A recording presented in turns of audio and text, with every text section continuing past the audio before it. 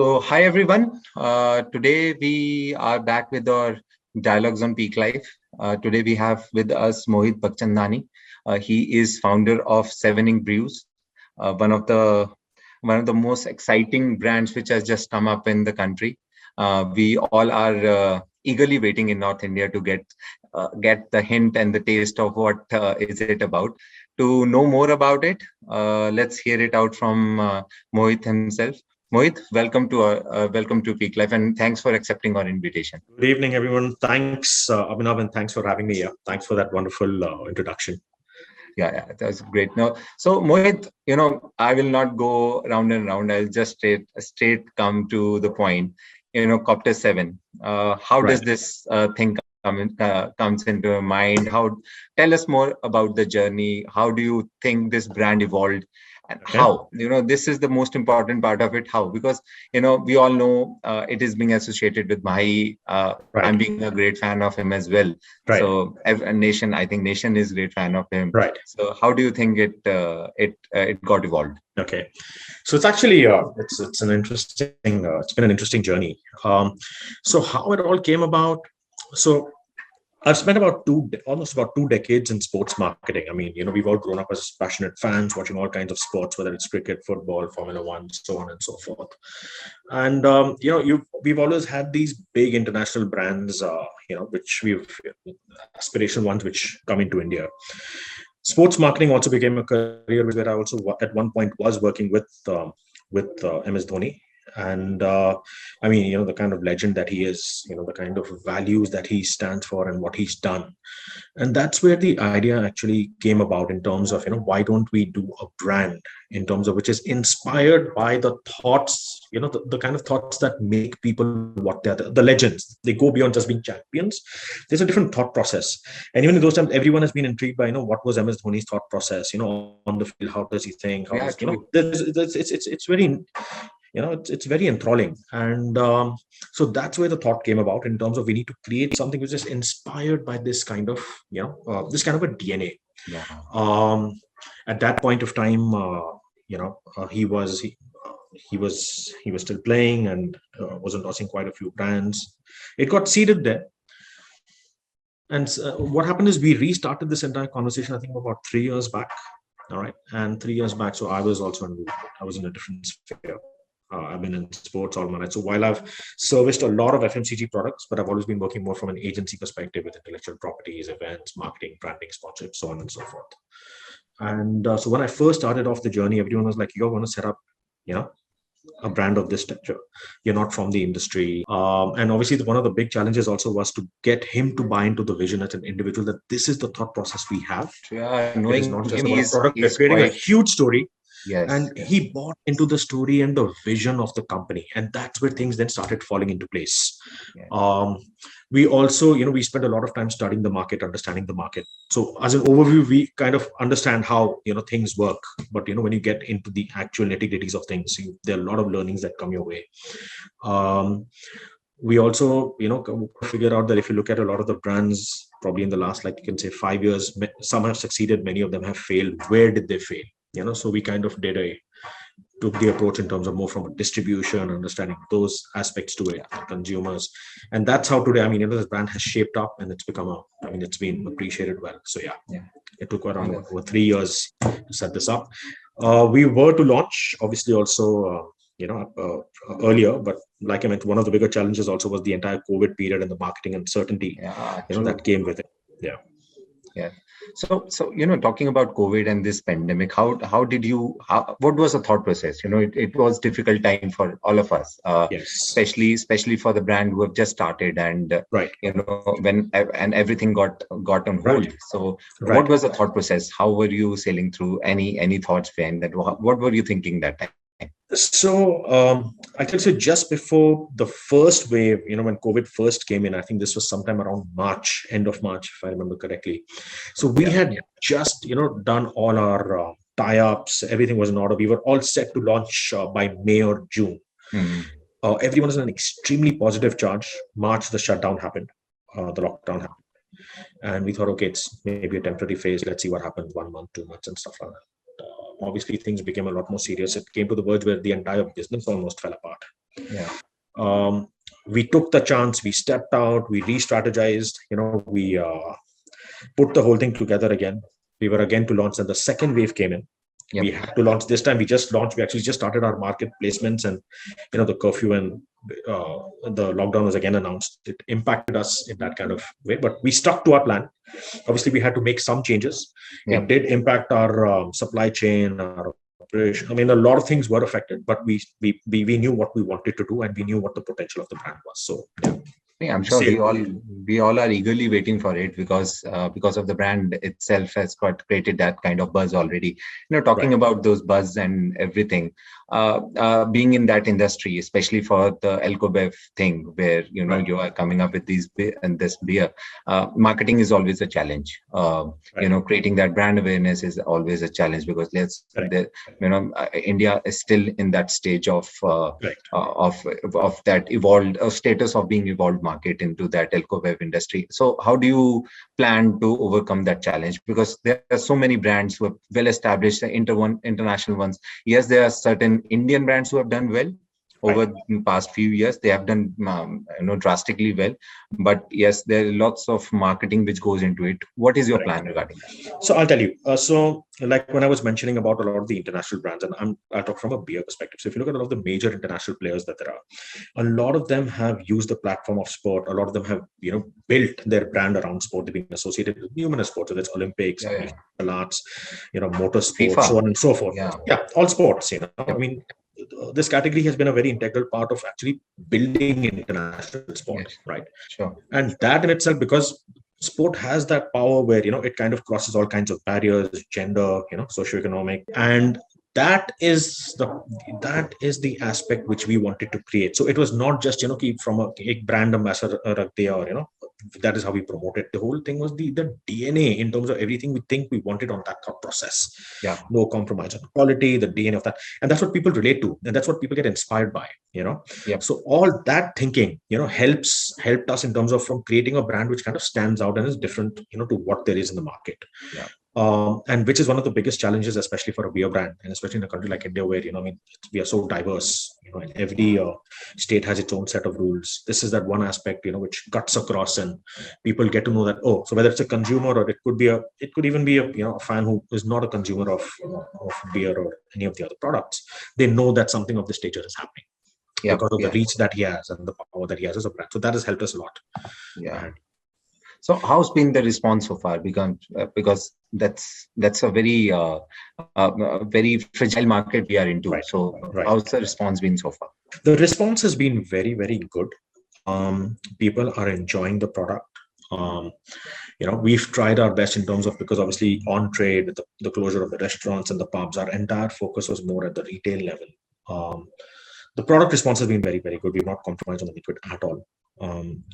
We've tried to, we are using the best ingredients. We're putting out our spread and increasing distribution, and becoming more and more aware in this challenging period. But the response has been good. It's been liked by a lot of purists. It's been liked by a lot of non-drinkers as well.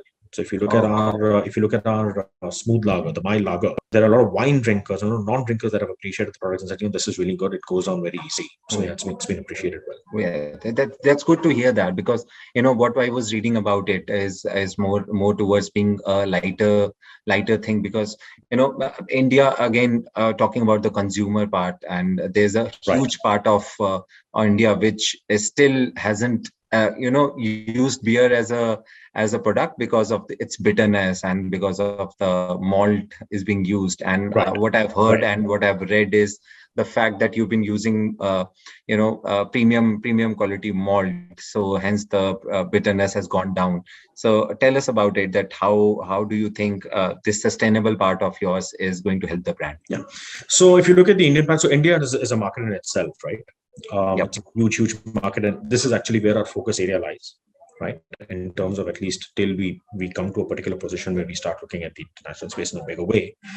The Indian palate mostly is more on a sweeter note, which is why we wanted to have a little bit of that difference, and that has also helped us in the product standing out from the rest, especially in a strong category where you have strong, you've got bitter, goes down easy, gives you what you want, and I mean, again, when it comes to when it comes to products, that we consume, I mean, each one has their own taste. Each one has its own beauty. But yeah, if you look at it from a generic standpoint, it's been accepted very, very well. So right now you are functioning in very selected markets right now. Right. And what is the brand's expansion points, and talk us about it, because we would our readers would like to know about the brand, Sure. where they can buy it now, and are you looking at expanding to new markets? Right. So I think our expansion plans have been very, very aggressive. Even in the market uncertainty with COVID and everything, we actually are today, if you look at the kind of cities we're present in, or the markets we're present in, Bombay, Pune, we have Bangalore, Goa. In fact, we're in Karnataka as well. We'll be entering into rest of Maharashtra as well within the next month. We're launching a select range in the north. So we've started with Punjab, with Jharkhand. We'll be entering a few more markets. So that in itself, I believe, is quite an achievement for a new brand in a segment like this, because normally it takes quite a few years where you consolidate your markets, and there's a step-by-step expansion. We've been quite aggressive on that front. So I know. So are you? So the mode of promotions and all would be relying on digital front, because digital world is expanding enormously, and this segment is a bit difficult in terms of being associated with digital world, because lots of embargoes are there on social media. Right. So how do you plan to engage the audience, which is totally text heavy? Yeah. So digital definitely is going to be one of the core focus areas as far as marketing goes. We've also had to change a lot of our plans. Like I mentioned, right, there've been 2 phases where we wanted to launch. Delays happened, so we had to re-strategize the entire thing. But digital will always take over. Yeah. And especially in a segment like this, yes. One of the advantages that we do have also is that we are, looking at. So what beer is our focus area. We also have a couple of other products as well. Yep. And everything that we do, we want to build around the same ideology. Talking about artisanal chocolates, the chocolates are again India's favorite in any terms. So, but they are what I heard and read about they are not only sustainably grown, but are also organic and vegan. So, they're vegan. So how important is this step for the brand? Because this will again give you a different edge in terms of marketing. And how do you plan to spread this? Right. So the chocolates are vegan and single source, bean to bar, made in India. Yeah. Artisanal chocolates is something very interesting. It's a very new segment. It's a very niche segment. Very niche. Mostly it's all the commercial chocolates actually which works. Artisanal chocolate still has a long way to go in terms of being accepted and totally. Yes. But that in itself, the challenge in itself, I find out here in 70, we find it very, very exciting. On the marketing front, if you look at the packaging, the number of variants, it's very aligned to the products on the beer as well. So the packaging looks very, very similar, even on the chocolates which we have. Yes. Yeah, I saw the pictures. That gives some kind of deformity. It's kind of different from everything else that's out there. Yes, I was going through the social media part of the brand, and saw MS, holding some of the chocolates, and so being associated with MS himself, his likeness, and as being part of the brand, how does it help the brand? How does it? It helps the brand in a very, very big way. In fact, like I was mentioning about, one of the biggest challenges of this industry is the awareness. There have been brands that have failed purely because of awareness. He gives us tremendous reach, number one. Second thing is all the attributes also, because he is that kind of a person, in terms of even what brands he associates with or how he works. There's a thought process behind everything he does. So that kind of aspect, these, what can I say, the genuineness, these positive traits of his it also kind of rubs off onto the brand, which helps us. Yeah, of course, because him being his name being a brand in itself, and people revere him like anything. So that of course would help. So what lies ahead of the brand now, and what are your plans?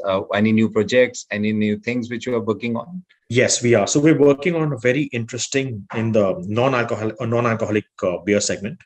Okay. We will be introducing 2 products very, very soon. I won't divulge too much details on that. So maybe in another month and a half, you will see something interesting in that space. So I'll be doing it again differently.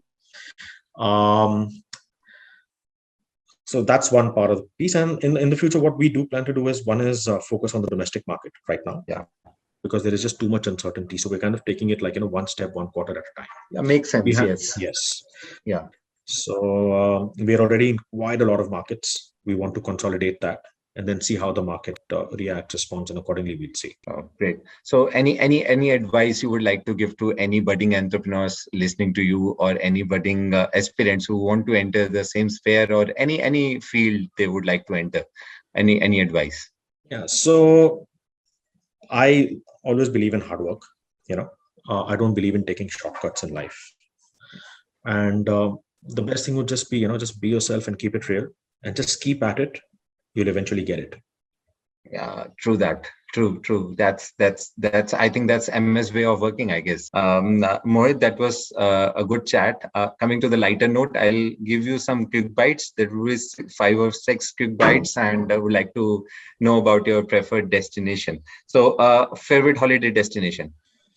I'm not much of a holiday person, but I really like the idea of the mountains, the hills, and the lakes. So I would, I've seen a lot about Croatia, and that one country that I would like to visit whenever I get the chance next. Oh, nice. And destination still on your bucket list? Another destination on my bucket list. I like historic places as well. Okay. South America, somewhere that I'm very keen to look at. Yes. Your preference when it's given a digital or an analog watch? Analog watch any day. I'm very old school. A book that has inspired you the most? So I would say inspired me the most. I wouldn't say inspired me the most, but a book that moved me. There was this book which was the room with the view. It basically, I'll just tell you the story in a gist. It was basically about this young boy who'd never seen the outside world, Okay. And that kind of moved me. I forgot the title of this. I'm sorry. Yes. Even it was quite a moving book, and that is something that stayed with me. And I was like, wow.